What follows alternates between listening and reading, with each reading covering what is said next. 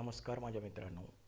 आज आपण C plus प्लसबद्दल माहिती घेणार आहोत आणि त्यामध्ये object oriented programming in C plus plus म्हणजेच object oriented programming C plus प्लसमध्ये कशा पद्धतीनं बनवायचा ह्याची इत्थंभूत माहिती मी आज आपल्या या व्हिडिओमध्ये देणार आहेत.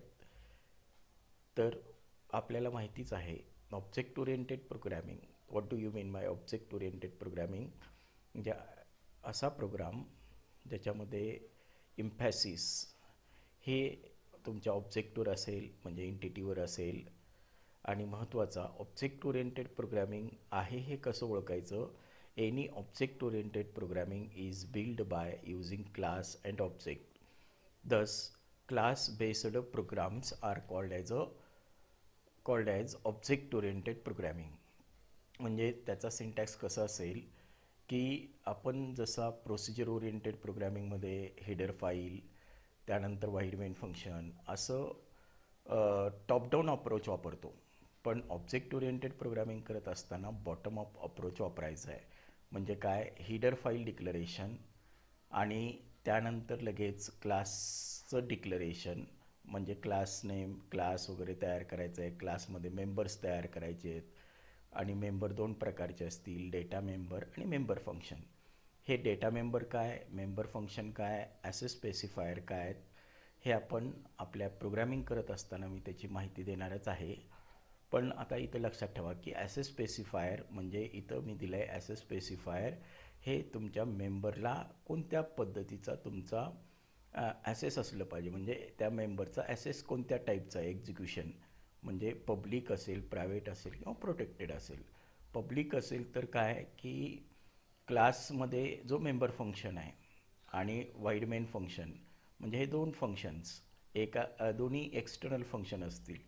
आणि एक्सटर्नल फंक्शन जर असेल आणि तुम्ही प्रायव्हेट किंवा प्रोटेक्टेड असं जर दिलेलं असेल ॲसेस स्पेसिफायर, तर एक्सटर्नल फंक्शन एक्झिक्यूट होत असताना तो ॲसेस स्पेसिफायर तुमचा डेटा हिडन करतो. म्हणून त्याचा ॲसेस स्पेसिफायर जनरली आपण पब्लिक ठेवतो. का? तर आपल्याला एक्सटर्नल फंक्शन ॲसेस होत असताना जर डेटा हाईड करायचं नसेल तर पब्लिक ठेवायचं, नाहीतर अदरवाईज तुम्ही प्रायव्हेट किंवा प्रोटेक्टेड करू शकता. त्याचप्रमाणे तुम्हाला ऑब्जेक्ट जो तयार करायचा आहे तो फक्त मेन फंक्शनमध्येच असलं पाहिजे. म्हणजे आपल्याला हा स्ट्रक्चर अगोदर कळायला पाहिजे की हेडर फाईलच्या नंतर क्लास द्यायचा आहे, क्लासचं नाव तुम्हाला द्यायचं आहे, ॲसेस स्पेसिफायर द्यायचं आहे, डेटा मेंबर्स द्यायचे आहेत, मेंबर फंक्शन द्यायचं आहे. आणि मेंबर फंक्शन दोन टाईपनं तुम्ही डिफाईन करू शकता. एक आहे इनसाईड आणि एक आहे आउटसाईड. आणि त्यानंतर एक लक्षात गोष्ट ठेवायचं आहे की क्लास हे नेहमी वाईड मेनच्या अबव पाहिजे, म्हणजे वरती पाहिजे. जर हा क्लास डेफिनेशन जर तुम्ही वाईड मेनच्या खाली जर देत असाल तर तुम्हाला तो एरर येईल. ओके. तर आता ह्याचा स्ट्रक्चर कसं असेल त्याच्यासाठी मी इथं प्रोग्रॅमिंग ऑलरेडी बनवून ठेवलेलं आहे. फक्त आता मी तुम्हाला एवढं सांगणार आहे की ह्याच्यामध्ये क्लास काय, ऑब्जेक्ट काय, आणि त्यानंतर ॲसेस स्पेसिफायर कसं यूज करायचं. त्यानंतर आपण कोणता ऑब्जेक्ट जर बनवत असताना जर वाईड मेन वर असेल आणि क्लास जर खाली असेल तर कोणत्या पद्धतीचं एरर येतो. त्यासाठी मी अगोदर काय करतो, इथं प्रोग्राम बनवून ठेवलेला आहे. तर आता आपल्याला हा एक क्लास बेस्ड प्रोग्राम आहे. क्लास नावाचं सर्कल नावाचा क्लास आहे.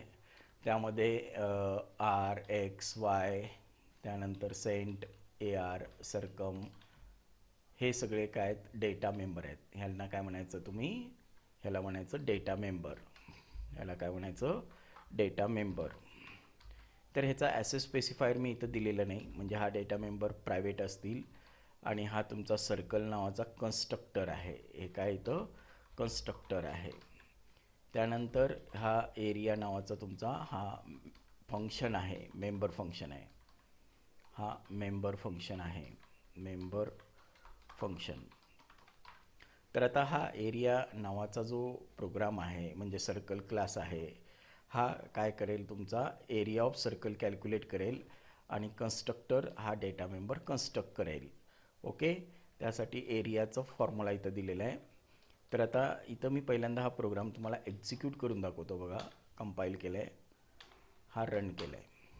तर तुम्हाला इथं विचारलं आहे की डिफॉल्ट कन्स्ट्रक्टर एक्झिक्यूट झालं आहे, म्हणजे कन्स्ट्रक्ट केला, ऑब्जेक्ट तयार केल्या आणि तुम्हाला तो एक्स आणि वाय कोऑर्डिनेट मागायला लागला आहे. समजा मी एक्स कोऑर्डिनेट टाकलं 3.1, वाय कोऑर्डिनेट टाकलं समजा 4.1. ओके.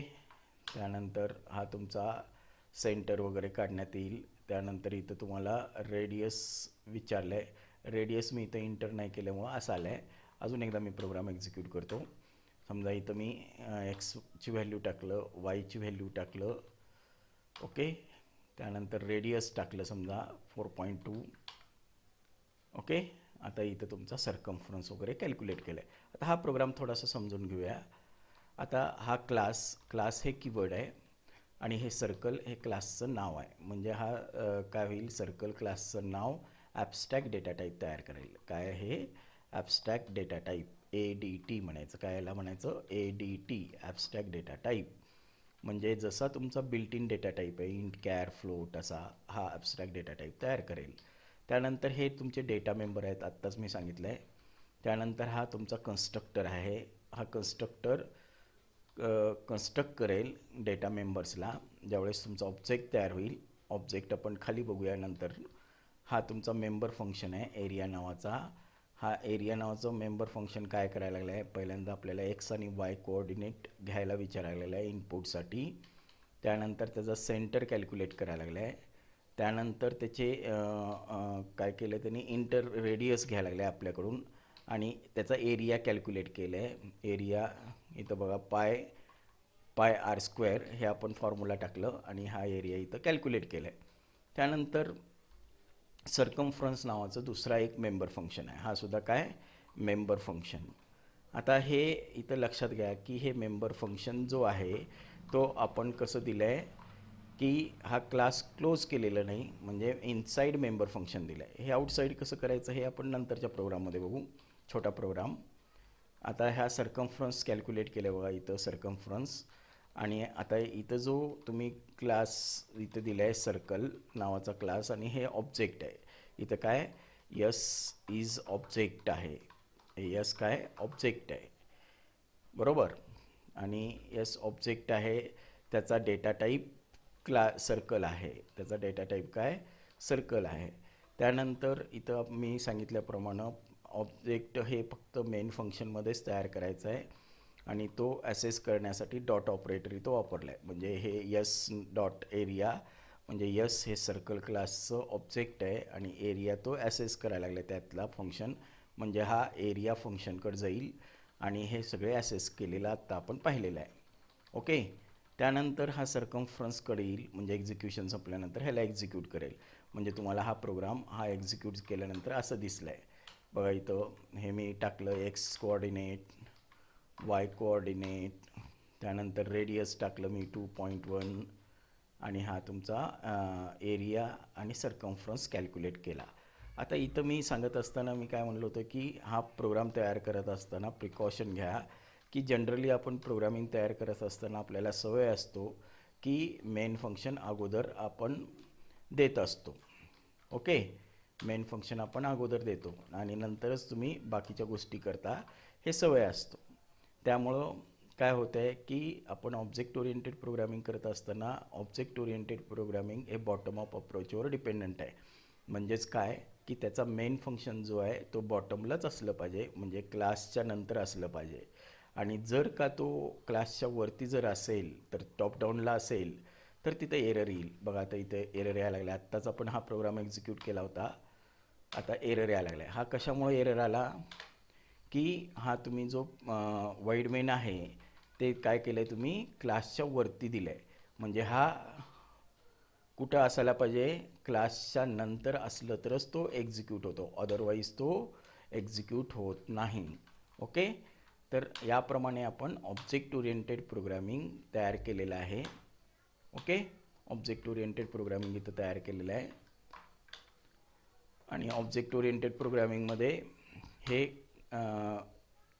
मेंबर फंक्शन जो वापरला आहे तो कसं वापरलं आहे आपण, आउटसाईड वापरला आहे. आता एक छोटासा प्रोग्राम आणखीन एक बघूया आपण की मला एक सिम्पल एक क्लास तयार करायचा आहे की क्लास काय केलं पाहिजे, त्यांनी समेशन केलं पाहिजे. आणि कसं वापरलं पाहिजे की तो काय केलं पाहिजे की इनसाईड आउटसाईड, आता इनसाईड बघितलं आपण, आता आउटसाईड मेंबर फंक्शन कसं डिक्लेअर करायचं हे क्लासमध्ये बघायचं आहे. तर हिडर फाईल पाहिजे, हे क्लास कीवर्ड पाहिजे. त्यानंतर समजा सम नावाचं मी त्याचा क्लासचं नाव दिलं आणि आता इथं मेंबर मी घेतलं समजा ए आणि बी.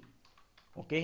त्यानंतर इथं मी काय केलं, हा पब्लिकमध्ये पब्लिक ॲसेस स्पेसिफायरमध्ये काय केलं मी, कॅल्क्युलेट नावाचं मेंबर फंक्शन डिक्लेअर केलं आहे.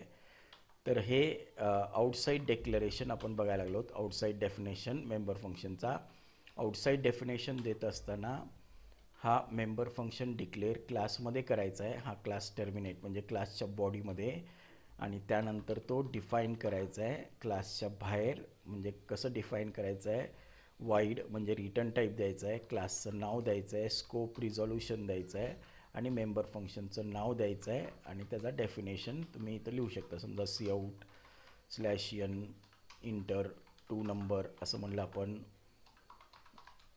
आणि त्यानंतर इथं सीन ए बी असे 2 नंबर घेतलात आणि समजा int S is equal to तयार केला आपण ए प्लस बी. ओके. त्यानंतर सी आउट इथं आपण सांगितलं की सम काय आहे /n, सम बरोबर काय. ओके. त्यानंतर ह्याला आपण क्लोज केलं समजा. आता आपण काय करूया, वाईड मेन तयार करूया. आपण आत्ता सिंटॅक्समध्ये बघितलं होतं की क्लास ओरिएंटेड प्रोग्रामिंग कसं बनवायचं. तर सांगितलं होतं मी सिंटॅक्समध्ये, हे तुमचा पहिल्यांदा हिडर फाईल, त्यानंतर क्लास डेफिनेशन आणि मेंबर फंक्शन. आणि मेंबर फंक्शन हे 2 टाईपनं तुम्ही देऊ शकता, एक तर इनसाईड देऊ शकता, एक तर आउटसाईड देऊ शकता. पहिल्या याच्यामध्ये आपण इनसाईडचं डिस्कशन केलं आहे. आता हे आउटसाईड डेफिनेशन दिलं आहे. आउटसाईड डेफिनेशन करण्यासाठी काय करावं लागेल आपल्याला की जो मेंबर फंक्शन आहे तो क्लासच्या बॉडीमध्ये असलं पाहिजे डिक्लेरेशन, आणि त्याचं डेफिनेशन हे क्लासच्या बाहेर असलं पाहिजे. ओके. त्यानंतर प्रत्येक क्लासचा मेंबर हा फक्त ज्या ऑब्जेक्टनं ॲसेस होत आहे. ऑब्जेक्टला ॲसेस करण्यासाठी काय करायला पाहिजे आपल्याला, ऑब्जेक्टचा इन्स्टान्सिएशन करायला पाहिजे. म्हणजे इन्स्टन्स ऑफ क्लास तयार केलं पाहिजे. म्हणजेच काय, ऑब्जेक्ट तयार करणे म्हणजे इन्स्टन्स ऑफ क्लास. ओके. आता एक्स नावाचं मी ऑब्जेक्ट तयार केलं. एक्स नावाचं ऑब्जेक्ट काय करायला लागलं आहे, क्लासचा कॅल नावाचा फंक्शन एक्झिक्यूट करायला लागला आहे. ओके. त्यानंतर मी हे प्रोग्रामला क्लोज केलं. बघा, या आपण कंपाईल केलं, आपण रन केलं. बघा, सिम्पल 2 नंबर विचारला आपण. बघा सम. ओके.